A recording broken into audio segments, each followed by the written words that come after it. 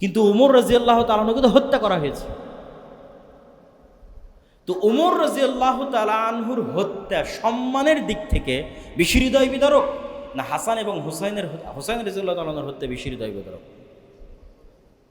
2 নম্বর, উসমান রাদিয়াল্লাহু তাআলা আনহু কোরআন পাঠরত অবস্থায় সমগ্র মদিনা ঘেরাও করে কোরআন পাঠরত অবস্থায় তাকে হত্যা করা হয়েছে। তিনি হৃদয়ের আবেগ নিয়ে তার বাড়ির ছাদে দাঁড়িয়ে বলেছেন, মানুষেরা ওই কুয়ার পানি তোমরা আমাকে পান করতে দিচ্ছ না, যেই কুয়া আমি উসমান গনি আমার টাকা দিয়ে রাসূল সাল্লাল্লাহু আলাইহি ওয়াসাল্লামের যুগে কিনে দিয়েছি।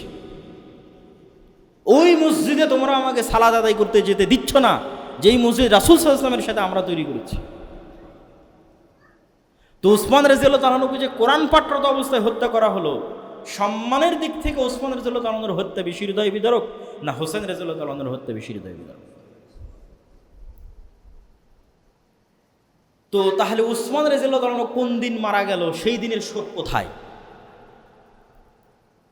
আমরা তো কেউ জানি না উসমান রাদিয়াল্লাহু তাআলা কবে মারা গেছে। ওই দিনের শোক তো কেউ পালন করে। ওমর রাদিয়াল্লাহু তাআলা আনহু কবে মারা গেল, তাকে হত্যা করা হলো, ওই দিনের শোক কোথায়? সব বাদ দিলাম, মুহাম্মদ সাল্লাল্লাহু আলাইহি ওয়াসাল্লাম কোন দিন মারা গেল, সেই দিনের শোক কোথায়? তাহলে শোক পালনের একটা বিধিবিধান ইসলামে আছে। একটা স্বাভাবিক মানুষ মারা গেলে শোক 3 দিন, স্বামী মারা গেলে স্ত্রীর শোক 4 মাস 10 দিন, এর বাইরে শোক পালনের আর কোনো বিধান নাই। এই জন্য ইসলামে মুহাম্মদ সাল্লাল্লাহু আলাইহি ওয়াসাল্লাম কবে মারা গেছে ওই দিনে কোনো সাহাবী শোক পালন করেনি। ওমর কবে মারা গেছে এটা নিয়ে সাহাবীরা শোক করেনি, ওই দিনকে উদযাপন হয়নি। এটা ইসলামের মধ্যেই নাই এই সিস্টেম। তারপরের যেটা পয়েন্ট সেটা হচ্ছে যে আলে বাইতের প্রতি ভালোবাসা। আলে বাইত মানে আল্লাহর নবীর পরিবার পরিজন আত্মীয় স্বজনের প্রতি ভালোবাসা। এটা ইসলামের পাঠ। না হলে আমরা দরুদ শরীফে এই দোয়া পড়তাম না যে আল্লাহুম্মা সাল্লি আলা মুহাম্মাদিন ওয়া আলা আলি মুহাম্মাদ কামা সাল্লাইতা আলা ইব্রাহিম ওয়া আলা আলি ইব্রাহিম ইন্নাকা হামিদুম মাজিদ। আল্লাহ ইব্রাহিমের পরিবারের উপরে যেমন দয়া রহমত বর্ষণ করেছেন, ওই রকম দয়া রহমত বর্ষণ করেন আমার নবী মুহাম্মদ সাল্লাল্লাহু আলাইহি ওয়াসাল্লামের পরিবারের উপর। তো এটা তো আল্লাহ নবীর পরিবারের উপর ভালোবাসা থেকে আমরা দরুদ পাঠ করি। কিন্তু আল্লাহর নবীর পরিবার মানে নট অনলি হুসাইন রাদিয়াল্লাহু তাআলা আনহু। কেন নট অনলি হুসাইন? আপনাকে মিলিয়ে দিই। হুসাইন রাদিয়াল্লাহু তাআলা আনহু যদি আল্লাহর নবীর কন্যার সন্তান হওয়ার কারণে আলে বাইতের অংশ হয়, অথবা আলী রাদিয়াল্লাহু তাআলা আনহু যদি আল্লাহর নবীর কন্যাকে বিবাহ করার কারণে আলে বাইতের অংশ হয়, তাহলে উসমান রাদিয়াল্লাহু তাআলা আনহু আল্লাহর নবীর একটা নয় দুইটা কন্যাকে বিবাহ করেছেন, উম্মে কুলসুম এবং রোকাইয়া, একজনের মৃত্যুর পর আরেকজন। তাহলে ফাতেমার হাজব্যান্ড, ফাতেমা রাদিয়াল্লাহু তাআলা আনহার স্বামী, ফাতেমার স্বামী হওয়ার কারণে যদি ভালোবাসার পাত্র হয়, একই কারণে আল্লাহর নবীর 2 কন্যার স্বামী হওয়ার পরেও উসমান কেন ঘৃণার পাত্র হবে? নাউজুবিল্লাহ। তাহলে এটা আলে বাইতের প্রতি ভালোবাসা নয়, এটা পলিটিক্স। আলে বাইতের প্রতি ভালোবাসা হলে 1 মেয়েকে বিবাহ করেছে আলী রাদিয়াল্লাহু তাআলা, 2 মেয়েকে বিবাহ করেছে উসমান রাদিয়াল্লাহু তাআলা। ধরলাম যে আলী রাদিয়াল্লাহু তাআলা আনহু রাসূল সাল্লাল্লাহু আলাইহি ওয়াসাল্লামের আপন চাচার ছেলে, রাসূল সাল্লাল্লাহু আপন চাচা আবু তালেব, তার ছেলে আলী। তাহলে রাসূল সাল্লাল্লাহু আলাইহি ওয়াসাল্লামের চাচা তো ভাই হওয়ার কারণে যদি আলী রাদিয়াল্লাহু তাআলা আনহু ভালোবাসার পাত্র হয়, তো রাসূল সাল্লাল্লাহু আলাইহি ওয়াসাল্লামের কি আর চাচা ছিল না? হামজা ইবনে আব্দুল মুত্তালিব, আব্বাস ইবনে আব্দুল মুত্তালিব, আব্বাস ইবনে আব্দুল মুত্তালিবের ছেলে আব্দুল্লাহ বিন আব্বাস হাজার হাজার হাদিস বর্ণনা করেছে।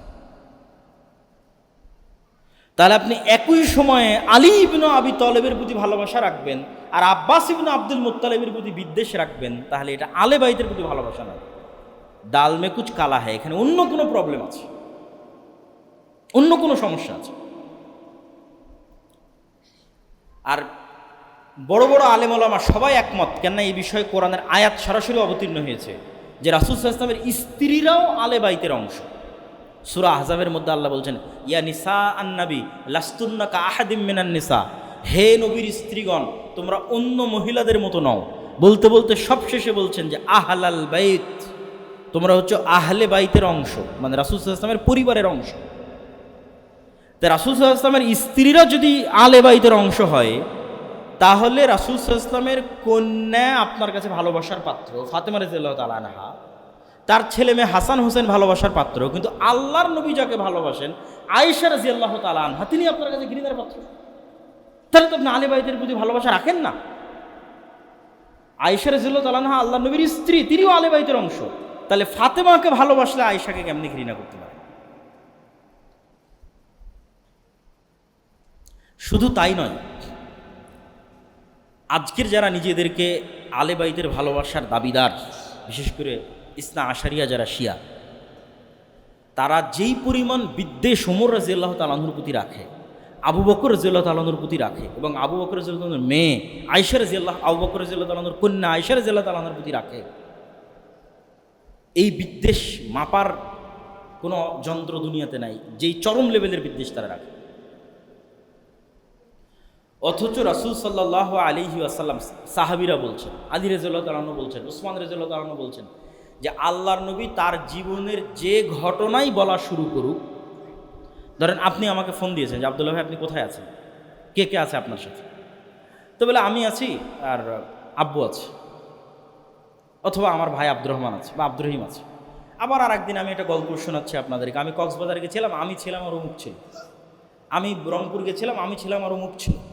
তো আমার জীবনের ঘটনার সাথে সবসময় আর দুটো মানুষের নাম আপনি শুনতে পান, মানে একটা ঘটনাও এমন পাওয়া যায় না যেই ঘটনায় ওই দুটো মানুষের নাম আল্লাহর নবী বলে না গল্পের সময়, যে আমি আজকে ওখানে গেছিলাম, আমি আবু বকর আর ওমর, আমরা ওখান থেকে বের হয়েছিলাম, আমি আবু বকর আর ওমর,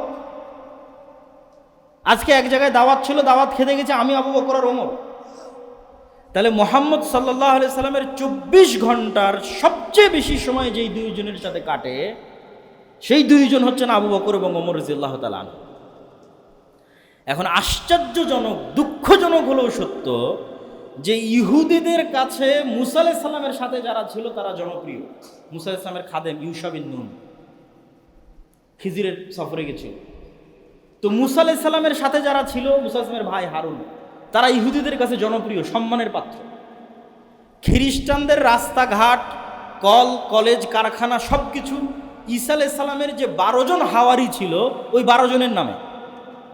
তাহলে ঈসা আলাইহিস সালামের সঙ্গী 12 জন খ্রিস্টানদের কাছে সম্মানের পাত্র, ইহুদিদের কাছে মুসা আলাইহিস সালামের সঙ্গী সম্মানের পাত্র।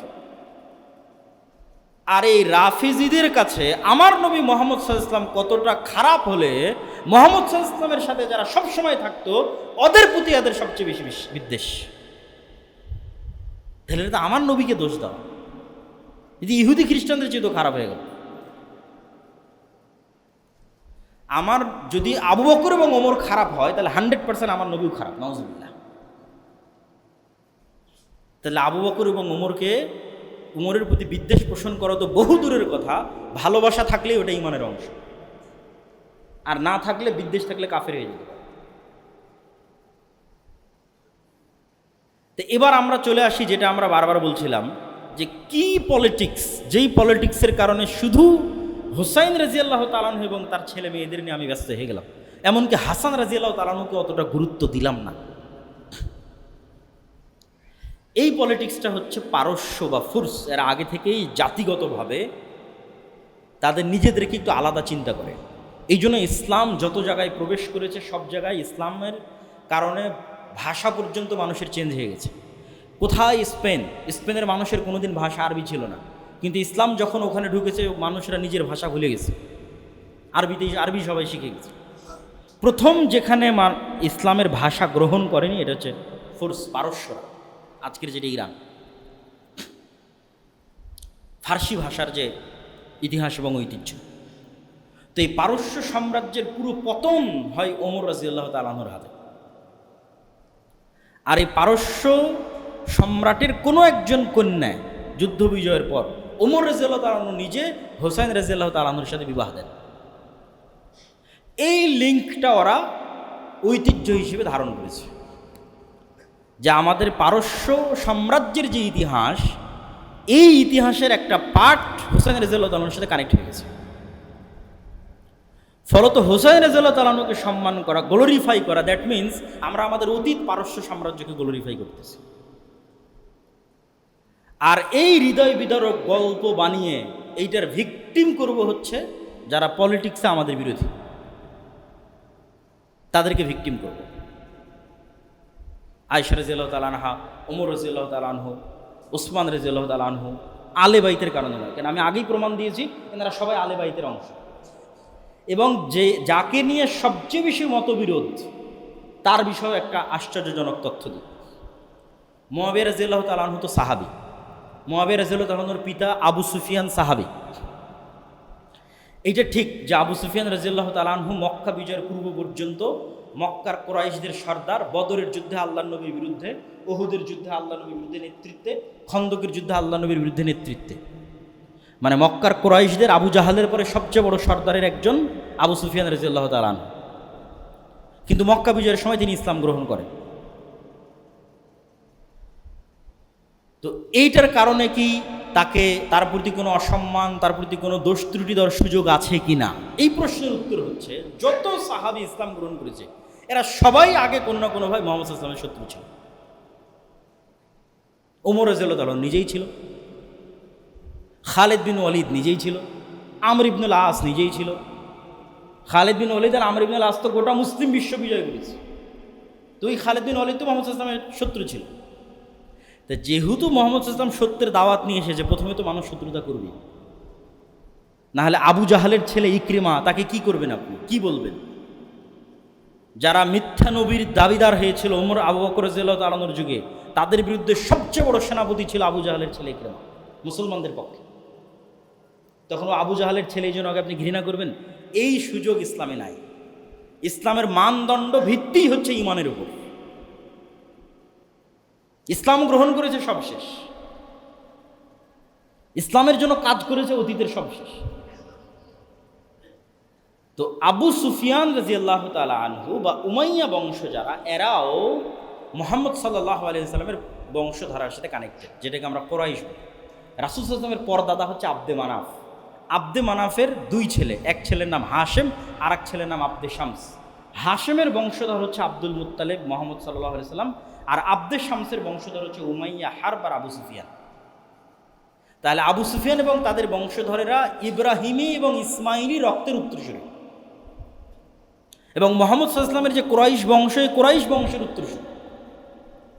এক নাম্বার। দুই নাম্বার,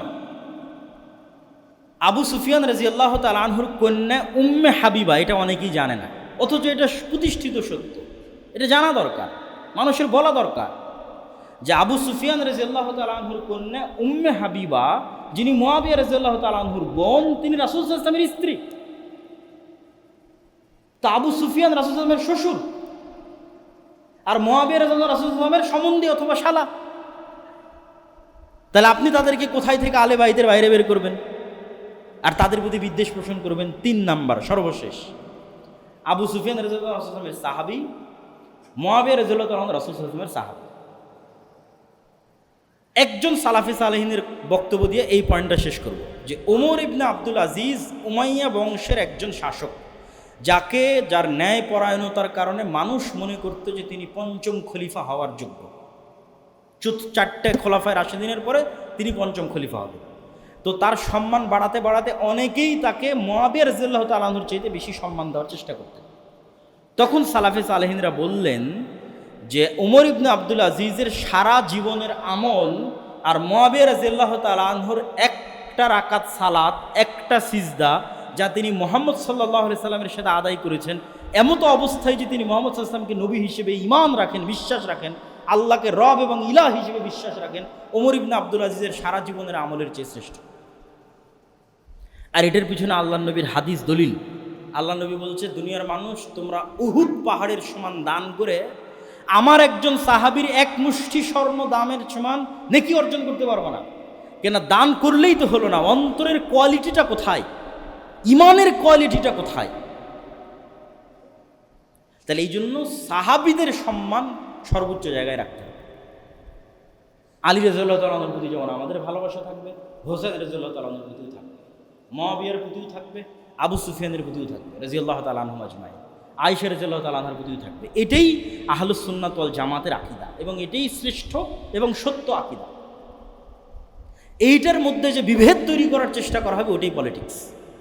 যেই পলিটিক্স দিয়ে আমি গ্লোরিফাই করবো হোসেন রাদিয়াল্লাহু তাআলা আনহুকে, আর শত্রু বানাবো ওমর রাদিয়াল্লাহু তাআলা আনহুকে, শত্রু বানাবো উসমান রাদিয়াল্লাহু তাআলা আনহুকে, আলী রাদিয়াল্লাহু তাআলা আনহুকে গ্লোরিফাই করবো, আর আলী রাদিয়াল্লাহু তাআলা আনহু নিজে বায়াত করলেন যে উসমানের হাতে, নিজে বায়াত করলেন যে ওমরের হাতে, নিজে বায়াত করলেন যে আবু বকরের হাতে, তাদেরকে শত্রু বানাবো, এটা পলিটিক্স, এইটার পার্ট হওয়া যাবে। কিন্তু ঘটনা অবশ্যই হোসেন রাদিয়াল্লাহু তাআলা আনহুর যে হত্যার ঘটনা, এটা অবশ্যই হৃদয় বিদারক এবং কষ্টদায়ক, কিন্তু ওইটার শোক হিসেবে উদযাপনের সুযোগ ইসলামে নাই। আর যখন এটা বাড়তে বাড়তে কোন লেভেলে চলে যায় যে আপনি ছুরি দিয়ে আপনার পিঠে আঘাত করে রক্তাক্ত করবেন, ছুরি দিয়ে আপনার মাথায় রক্তাক্ত করবেন, এটা তো আরও হারাম। রাসূল সাল্লাল্লাহু আলাইহি ওয়াসাল্লাম বলছে, সে আমার উম্মতের অংশ নয় যে শোক পালনে তার গাল টানে, তার জামা ছিঁড়ে, সে আমার উম্মতের অংশ নয়। রাসূল সাল্লাল্লাহু আলাইহি ওয়াসাল্লাম বলছেন, জাহিলি যুগের 4টা বৈশিষ্ট্যের একটা বৈশিষ্ট্য খুব ভয়ঙ্কর, সেটা নেয়াহা, শোক উদযাপন করা, এটা জাহিলি যুগের বৈশিষ্ট্যের একটা। এবং ওই যে হারাম মাসের বিধানের মধ্যে যে আয়াতটা পড়লাম, ওই আয়াতের সর্বশেষ অংশ হচ্ছে ফালা তাজলিমু ফীহিন্না আনফুসাকুম, তোমরা নিজেদের উপর জুলুম করিও না। আত্মহত্যা ইসলামে হারাম কেন? আপনি নিজে নিজের হাত কাটতে পারবেন না, এটা হারাম। এটা মানুষের সম্মান, আমরা যে মানুষের সম্মানের আলোচনা করলাম, হারাম মাসের সম্মানের আলোচনা করলাম, তাহলে আপনি শোক পালন করতে গিয়ে, তাজিয়া মিছিল করতে গিয়ে নিজের উপর জুলুম করবেন, অত্যাচার করবেন, আর সেটা দিনের অংশ হবে যে না, এটা সম্ভব না। তো প্রিয় উপস্থিতি, আমরা আমাদের আলোচনার সারমর্ম করি। আমাদের আলোচনার সারমর্ম হচ্ছে আমরা হারাম মাসের মধ্যে আছি। মাস যেমন হারাম হয়, এলাকা তেমন হারাম হয়, যেমন মক্কা মদিনা। হারাম সম্মানের কারণে হয়, অনেক হালাল বিধান তখন হারাম হয়ে যায়। আর আমরা হারাম মাসের যে মহরম মাস আছে, এই মহরম মাসের 10 তারিখ আশুরা শরীয়তে যেই কারণে উদযাপিত, সেটা হচ্ছে মুসা আলাইহিস সালামের নাজাতে মুসা আর ফেরাউনের ধ্বংস। তাহলে আপনি মহরম থেকে যদি কিছু শিখতে চান, তাহলে মুসার ফেরাউনের ইতিহাস আপনাকে পড়তে হবে। এবং এটা অন্য আর একদিন যদি আমাদের পক্ষে সুযোগ হয় আমরা আলোচনা করবো ইনশাল্লাহ, বা আমার আগের অন্য আলোচনা থেকে আপনারা শুনতে পারেন বানু ইসরাইলের ইতিহাস থেকে। আর এই দিনে যেই বিষয়গুলো উদযাপিত হচ্ছে আমাদের সমাজ এবং রাষ্ট্রে, ভারত উপমহাদেশে, কেন আমরা ইরান শাসিত, পারস্য শাসিত, শিয়াদের লিগ্যাসি আমরা বহন করি, এর অসংখ্য আলামত আছে। ফলত আমাদের অঞ্চলে ওই জিনিসগুলোর প্রভাব আছে, কিন্তু ওইটা করা কখনোই শরীয়ত সম্মত হবে না, যেগুলো আমি আপনাদের সামনে পরিষ্কার এবং স্পষ্ট করেছি। আর রাজনৈতিক যে আলোচনা আছে, এই আলোচনার মধ্যে সাহাবীদের সম্মান রক্ষা করতে হবে, বাস। সকল সাহাবীর সম্মান, ইজ্জত, মান সব কিছু রক্ষা করতে হবে এবং তাদের প্রতি ভালোবাসা রাখতে হবে। পলিটিক্সের কারণে কারো প্রতি বিদ্বেষ স্থাপন করা যাবে না। আল্লাহ সুবহানাহু ওয়া তাআলা আমাদেরকে সঠিক ঈমান, সঠিক আকীদা, এবং আজকের দিনে যারা সিয়াম আছেন তারা অনেক বড় ফজিলতের কাজ করছেন। অতীতের 1 বছরের গুনাহ ক্ষমা হওয়ার ঘোষণা রাসূল সাল্লাল্লাহু আলাইহি ওয়াসাল্লাম দিয়েছে। এবং আফজালুস সিয়াম বা'দা রমাদান শাহরুল্লাহিল মুহাররম, রমাজানের পরে সর্বশ্রেষ্ঠ সিয়াম হচ্ছে মুহররম মাসের সিয়াম। এবং রমাজান ফরজ হওয়ার আগে একটা সিয়ামই ফরজ ছিল, সেটা হচ্ছে আশুরার সিয়াম। তাহলে এটার অনেক ফজিলত।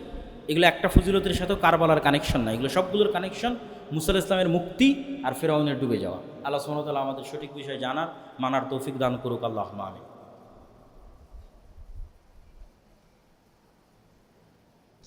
আলহামদুলিল্লাহি ওয়াহদা ওয়াসসালাতু ওয়াসসালামু আলা মান লা নাবিয়্যা বা'দাহু ইয়া আইয়ুহাল্লাযীনা আমানু সাল্লু আলাইহি ওয়া সাল্লিমু তাসলিমা।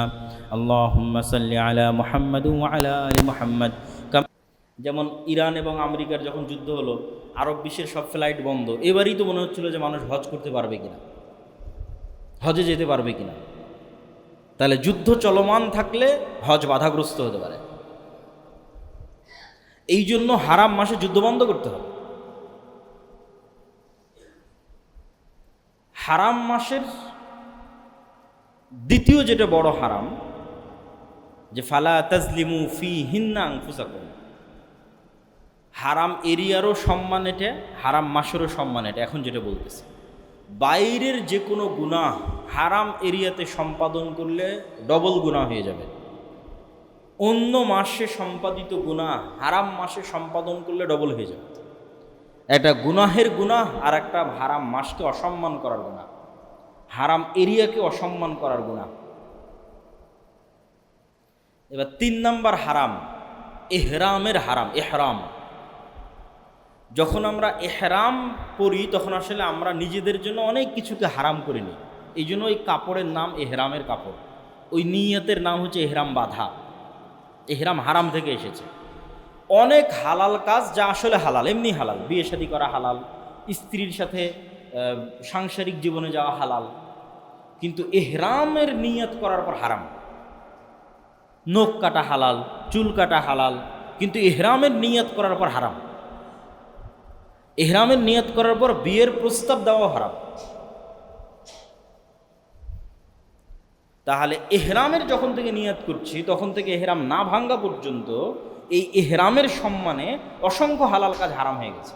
তাহলে এটা একটা হারাম, সম্মানে হারাম।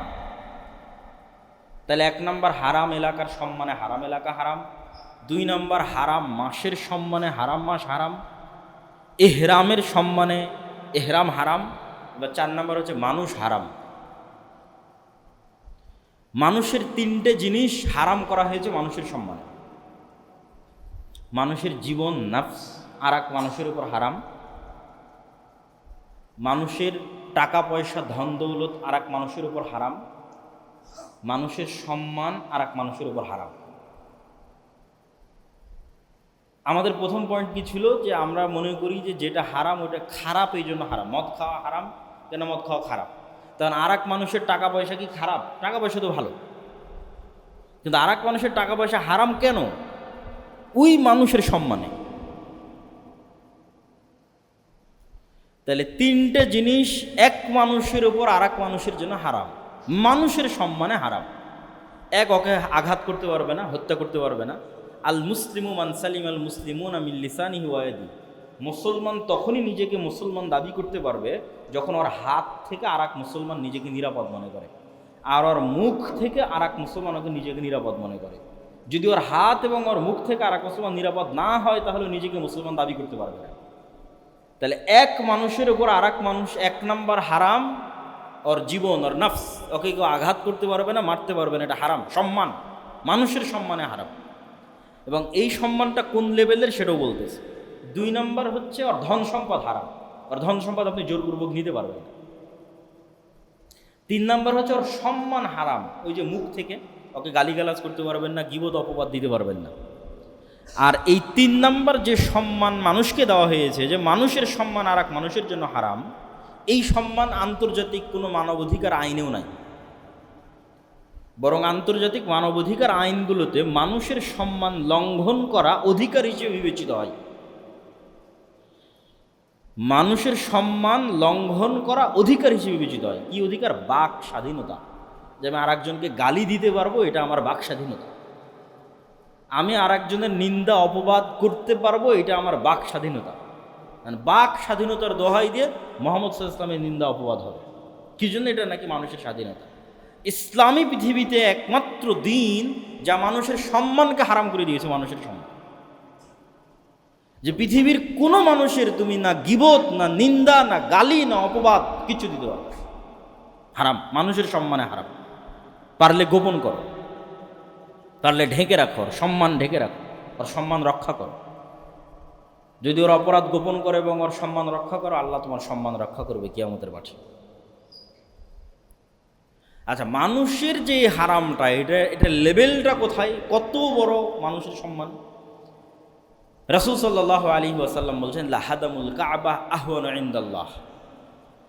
একটা মানুষ নিজে হাতে কাবা ঘর ধ্বংস করে দিবে, এইটা আল্লাহর কাছে যত বড় গুনাহ, তার চাইতে একটা মানুষ আর এক মানুষকে হত্যা করবে, এটা তার চেয়ে বড় গুনাহ আল্লাহর কাছে। তাহলে আব্রাহা এসেছিল কাবা ঘর ধ্বংস করতে। আল্লাহ বলে, আলাম তারা কাইফা ফাআল রাব্বুকা বিআসহাবিল ফিল আলাম ইয়াজআল কাইদাহুম ফি তাযলিল। আবাবিল পাখি পাঠিয়ে তাকে ধ্বংস করে দেওয়া হলো কাবা ধ্বংস করতে চাওয়ার অপরাধে। তখন রাসূল সাল্লাল্লাহু আলাইহি ওয়াসাল্লাম বলছে, কেউ কাবা ধ্বংস করবে, এটা আল্লাহর কাছে যত বড় অপরাধ, তার চেয়ে বড় অপরাধ কেউ কোনো মানুষকে হত্যা করবে। এটা মানুষের সম্মান আল্লাহর কাছে। আর এক হাদিসে রাসূল সাল্লাল্লাহু আলাইহি ওয়াসাল্লাম বলছেন,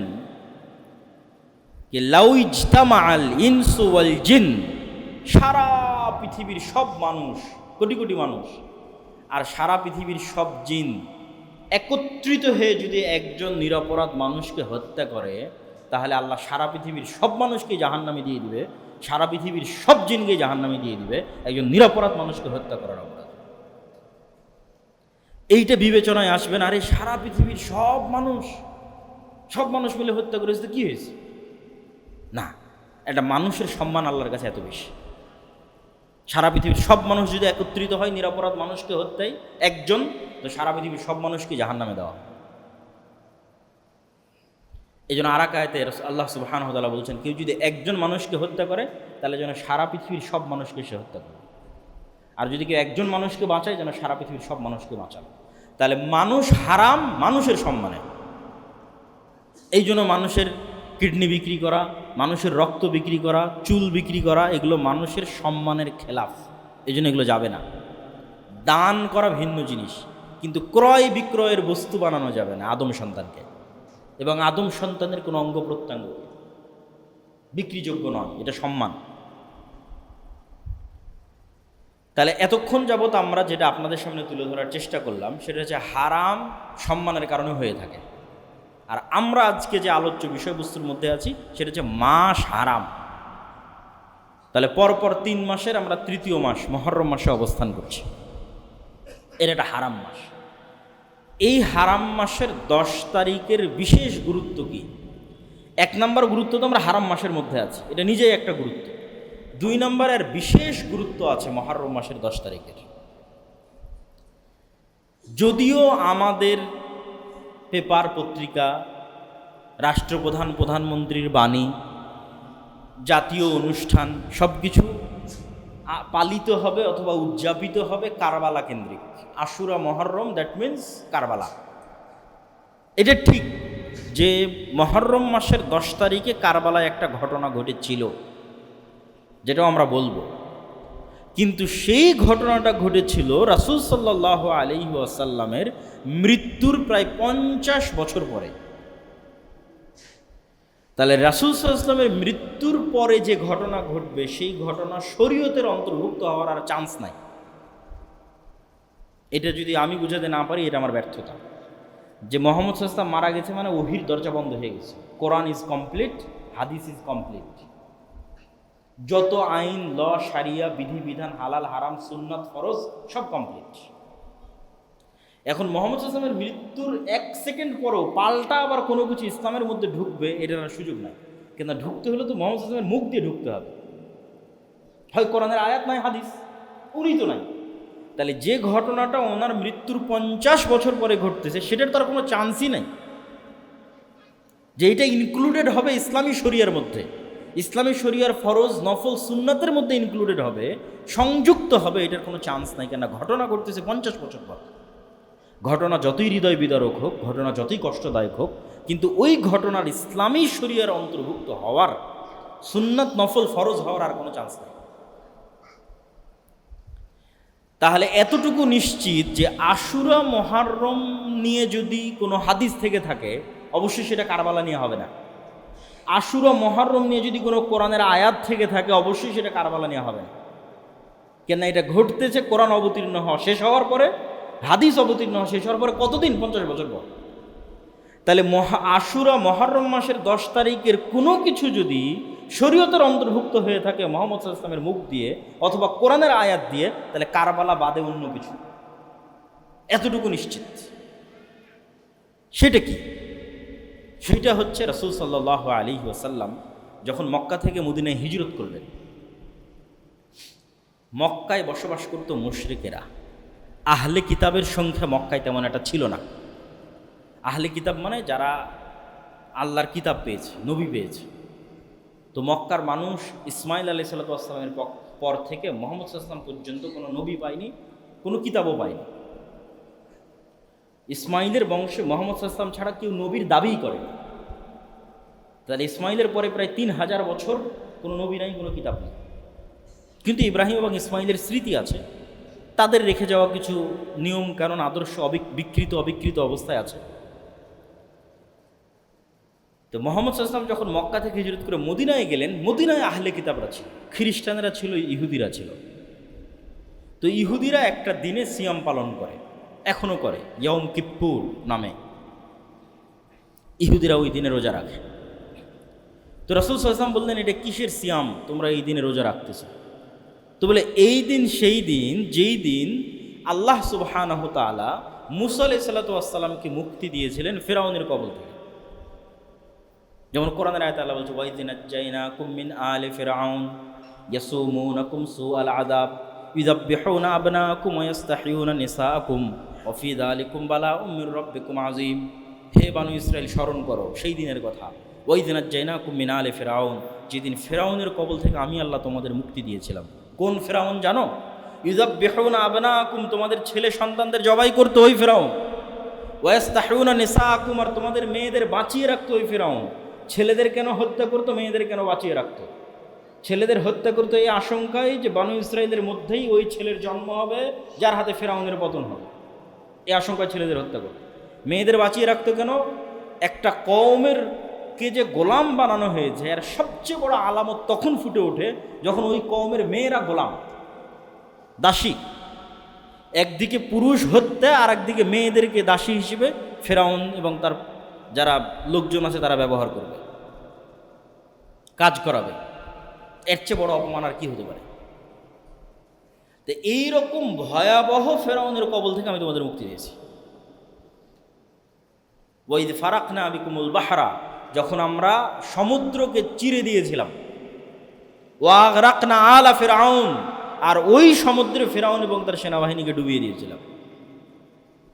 তো পৃথিবীর ইতিহাসে যতগুলো বড় ঘটনা হতে পারে, বড় ঘটনা, তার মধ্যে একটা বিশাল বড় ঘটনা হচ্ছে সমুদ্র চিরে রাস্তা তৈরি হয়ে একদল মানুষ মুক্তি পাচ্ছে, আর ওই রাস্তার মধ্যে আর এক পৃথিবীর সবচেয়ে প্রতাপশালী শাসকদের একজন ডুবে মরতেছে এট এ টাইম, একই সময়ে।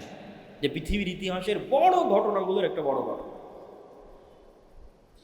তো রাসূল সাল্লাল্লাহু আলাইহি ওয়াসাল্লাম বললেন, যদি এই দিন সেই দিন হয়ে থাকে তাহলে আনা আহাক্কু বিমূসা মিনকুম, তাহলে মুসার খুশিতে খুশি হওয়ার হকদার আমি বেশি তোমাদের চাইতে। অতএব এই দিনে আমিও সিয়াম পালন করি। তাহলে মুহররমের 10 তারিখ তথা আজকে আমরা যেই দিনে অবস্থান করছি, আজ শুক্রবার মুহররম মাসের 10 তারিখে আমরা অবস্থান করছি, এই 10 তারিখ শরীয়তের মধ্যে ইনক্লুডেড যেই বিধান নিয়ে, কানেক্টেড যেই বিধান নিয়ে, সেই বিধানটার নাম হচ্ছে আজকের দিনে আল্লাহ মূসা আলাইহিস সালাতু ওয়াস সালামকে নাজাত দিয়েছিলেন, ফিরআউনকে ডুবিয়েছিলেন। সেটার শুকরিয়া স্বরূপ মূসা আলাইহিস সালাম প্রতি বছর এই দিনে সিয়াম পালন করতেন, এই দিনে সিয়াম পালন করতেন। তারই শুকরিয়া স্বরূপ মুহাম্মদ সাল্লাল্লাহু আলাইহি সাল্লাম এই দিনে সিয়াম শুরু করেছেন। মানুষ যেন মনে না করে যে হুবহু আহলে কিতাবের অনুসরণ হচ্ছে, এই জন্য এর আগে অথবা এর পরে আর একদিন তিনি বাড়িয়ে দিয়েছেন। তাহলে আশুরা মুহররম মাসের 10 তারিখ মূসা আলাইহিস সালামের মুক্তির জন্য স্মরণীয়, ফিরআউনের ধ্বংসের জন্য স্মরণীয়।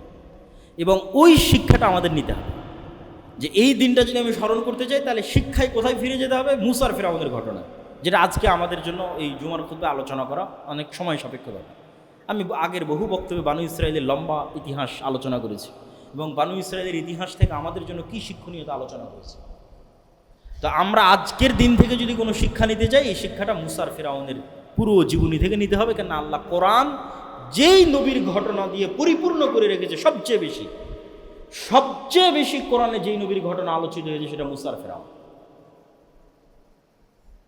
আর অন্য কোনো নবীর ঘটনা, আর অন্য কোনো জাতির ঘটনা এত বেশি কোরআনে আলোচিত হয়নি যত আলোচিত হয়েছে বানু ইসরাইল, মূসা, ফিরআউন। অতএব এখানে আমাদের জন্য শিক্ষা আছে। এই শিক্ষাটাই এই আশুরা মুহররমের দিনে আমাদের নিতে হবে। সেটা আমরা অন্য কোনো দিন আলোচনা করবো ইনশাআল্লাহ। এবার আমরা চলে যাই পরের পয়েন্টে। তাহলে আশুরা মুহররমের যেই স্মৃতিটা আমরা লালন করতেছি, যে কারবালার স্মৃতি, সেটার হাকিকাত কতটুকু, সেটার বাস্তবতা কতদূর? কারবালা কেন্দ্রিক যেই ঘটনা, এই ঘটনাটা ঘটতেছে 61 হিজরিতে। রাসূল সাল্লাল্লাহু আলাইহি ওয়াসাল্লামের মৃত্যুর পরে উনি কোনো খলিফা নির্ধারণ করে যাননি যে আমার পরে উমুকে খলিফা হবে, কোনো নাম নির্ধারণ করেন। 3 দিন লেগেছে সাহাবীদের ফায়সালা করতে পরবর্তী খলিফা আবু বকর রাদিয়াল্লাহু তাআলা। আল্লাহর নবী যদি বলেই যেতেন অমুক খলিফা, তাহলে খেলাফতের যে সিস্টেম, এই সিস্টেমটা তৈরি হতো না। খেলাফতের সিস্টেমে এক শাসক তার পরের শাসককে নির্ধারণ করে যাবে, এই ধারণার বাইরে বের হয়ে যোগ্য ব্যক্তিকে নির্ধারণ করতে হবে, এটাই হলো খেলাফতের নিয়ম। বাদশাহ তার পরবর্তী কোনো আত্মীয় স্বজনকে দায়িত্ব দিয়ে যাবে এটা নয়। তা আমি যদি হাত ধরে সাঁতার শিখাই তাহলে তো হবে না, ছেড়ে দিলেই সে সাঁতার শিখবে।